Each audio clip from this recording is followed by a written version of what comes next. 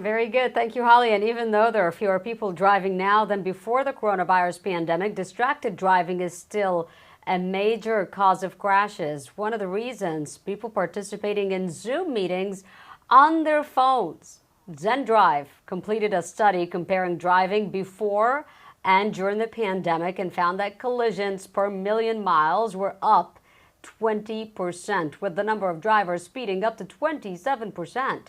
The use of cell phones behind the wheel was up 38%, and with Zoom meetings and interviews becoming the norm, that number is only probably going to go up.